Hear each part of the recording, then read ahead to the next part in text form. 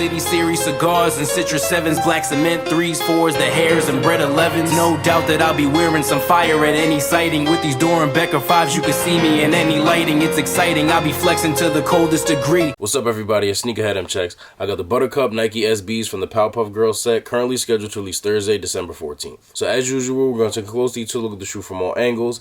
After that, I'm going to put them on and step around them so I can see how they look on feet. Then I'm going to share my opinion on the shoe, and then I'll talk about release predictions, reselling predictions, and all that stuff. So let's get right to it. Got a very unique material on these. I'm not even sure what it's called, to be honest. But listen, it makes this little sound when I rub my finger on it. If anybody knows the name of this material, leave a comment and let me know.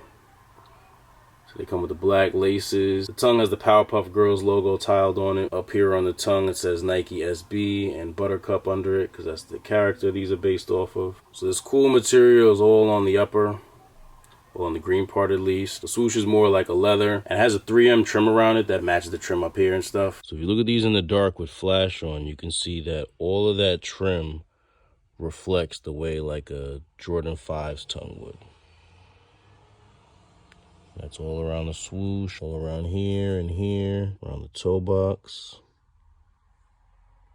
Tough. But yeah, pretty simple color blocking. It's really just the green and the black. Now here's the best part of the shoe, the angle from which you've probably seen them the most on the internet, the back, where they got Buttercup's big green eyes and a little frowning face, because if you ever watch the Powerpuff Girls, you know that Buttercup was the more like angry sister. On the back side of the tongue on the left shoe, it says the Powerpuff Girls and all related characters and elements are copyrighted and trademarked by Cartoon Network. Then it has the Powerpuff Girls logo and the Nike SB logo. On the back side of the tongue on the right shoe, it says Nike and the swoosh name and logo are trademarked and your guarantee of quality swoosh. And they got a picture of salt, pepper, and sugar under that. They got a silky polyester-like interior. They come with a pair of extra green laces, and the insoles on these are crazy. Looking at them closely, there's a whole bunch of onomatopoeia words surrounding Mojo Jojo. For those of you who don't know, Mojo Jojo is like the villain in the Powerpuff Girls. He's like the Powerpuff Girls' arch enemy, and they used to whoop his ass. So I think that's what's going on here with all the Bam and Fizzad and Zorch and Kabloy. Kabloy is crazy. But yeah, that's what's going on here. Then on the bottom, I don't really know what this is. I'm sure it means something. So if anybody knows what this is or what it means, leave a comment and let me know. Nice translucent green outsole.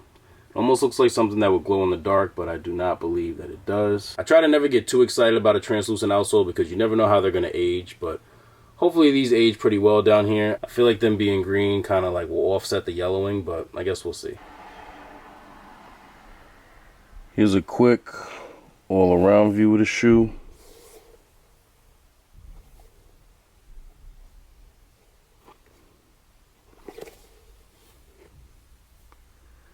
Alright, now let's see how they look on feet. That's fire. When it comes to the dunks, I got plenty options like DeRozan when he on a fast break. Might not play the sport, but I got the kicks. Got Nike SBs, but I don't skate. I got these 5s that never release. They call motorsports, but I don't race. I get sneakers early just so I can review them and rock them before the release date. She wanna pull up and see the collection. She heard that I got all the Jordans.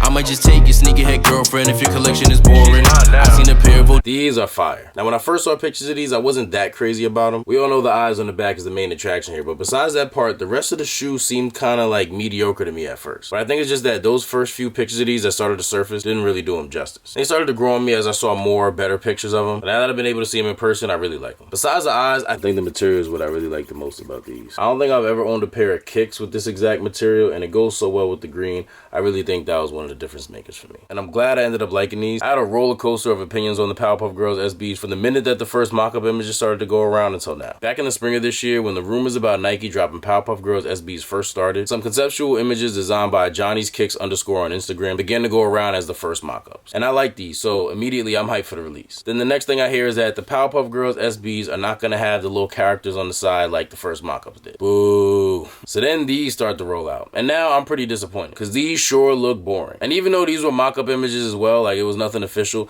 they just seemed more like something that Nike would release, you know? Those first ones were fire. The way they had the little characters on the side, like I like that, but that just seemed like something Nike wouldn't put out there. Like that's more of like a Bape thing. You know, like when Bape did the DC and the Marvel pairs and they had the characters on the side. But Nike is usually more subtle with their character theme releases. Think about pairs like the Bart Simpsons, the Homer Simpsons, the Marge Simpsons, the Freddy Kruegers. I know there's other pairs that I'm forgetting about right now, but you know what I mean? The colors on those pairs definitely match the characters, like no doubt in that, but like you don't see a picture of Bart Simpson on the Bart Simpson SBs or Homer or Marge on theirs. And even though Freddy Krueger is a little bit more like blatant, like, you know, with the sweater color, like you don't have like a picture of Freddy on the shoe. That just seems to be Nike style when they do like a character themed shoe. So yeah, if I compare those first mock-ups to the second mock-ups, like I was just saying, that second set looks more like something that Nike would actually release. So yeah, I was a little worried after seeing that second set of mock-ups. Then once I got a first look at what the shoes were actually going to be like, I was definitely relieved. You know, I was right about Nike not being like super blatant with the Powerpuff Girls thing and, you know, putting like Buttercup and the rest of the sisters on the side of the shoe like those first mock-ups did. But I did like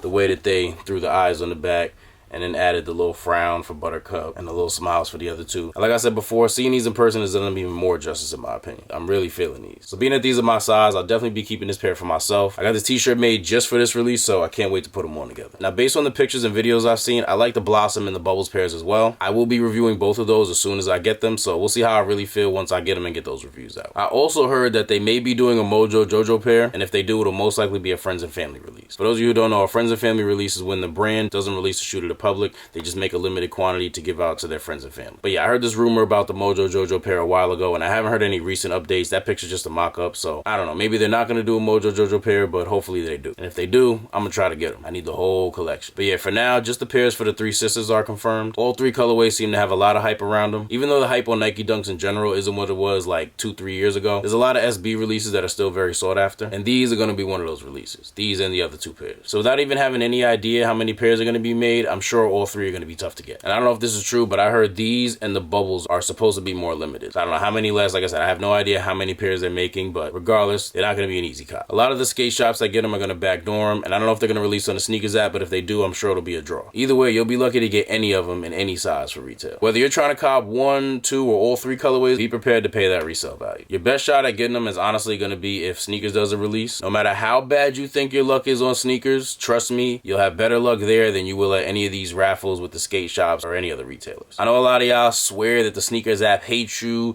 that your account is rigged, and that you've never won anything before. I've heard it all before, but trust me.